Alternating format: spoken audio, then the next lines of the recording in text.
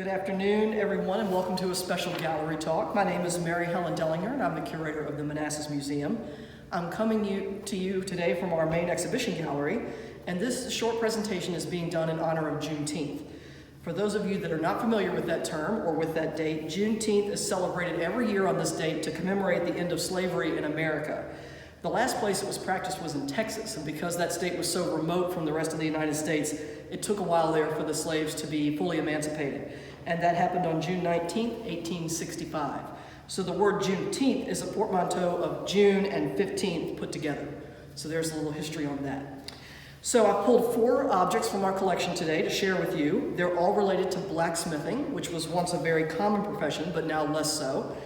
The tools all date to the early 20th century, and they were used in Manassas by 2 local blacksmiths, one named Roscoe Lewis and another named Willis Alexander. Now, you might be wondering, what does any of that have to do with Juneteenth?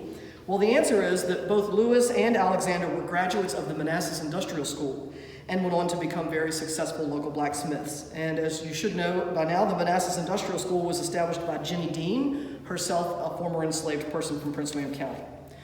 So we'll get right to it. The first object I want to share with you is this wooden level. And my fantastic videographer, Rachel, is going to get up close here. So this is a handmade piece. You may recognize this for what it is. Levels are still a very commonplace tool in most homes. This one is made of wood with little plastic inserts here and here.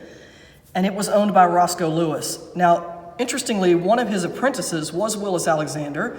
And after his graduation in 1902, Lewis returned to the Manassas Industrial School to teach the trade and to the next generations of students, and one of those was Alexander. So this level, as well as the rest of the pieces here, was given to the museum by Lawrence Lewis, who is a descendant of Roscoe Lewis. So that's how we got those. So the next piece is this very large pair of tongs. I can tell you that these are kind of heavy. Tongs like these were used by blacksmiths to reach into fires and pull out whatever they were working on. And they could also be used to hold on to hot metal while they hammered it into shape. So the top part here, we have several pairs of tongs in our collection. They're all shaped a little bit differently depending on what they were trying to do.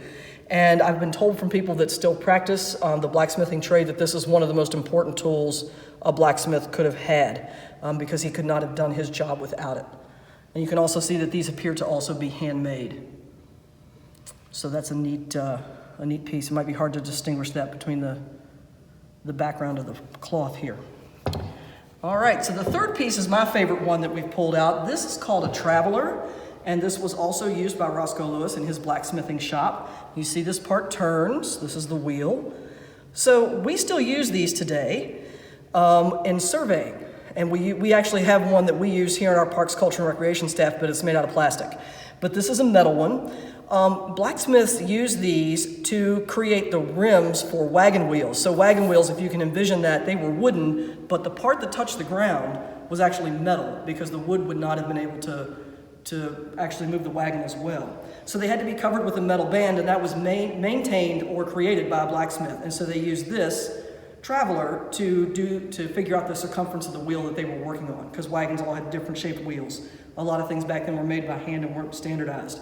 So it's hard to see this, it's impossible to see this on this video, but this is all marked with notches and there's numbers on there so they could do the math.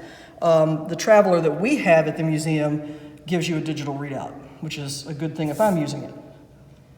So this is a nice little piece here.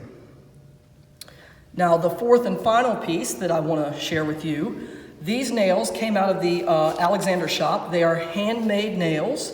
I've laid a few out here on this lid so you can kind of see how different they are. Notice they're different sizes and widths. He's trying to, of course, make the same thing over and over again, but when you're making stuff by hand, it comes out a little bit differently every time. And you can kind of see, too, how the heads are a little bit different. They're more flat and not round and at right angles to the base of the nail. So these were also made in a local blacksmithing shop.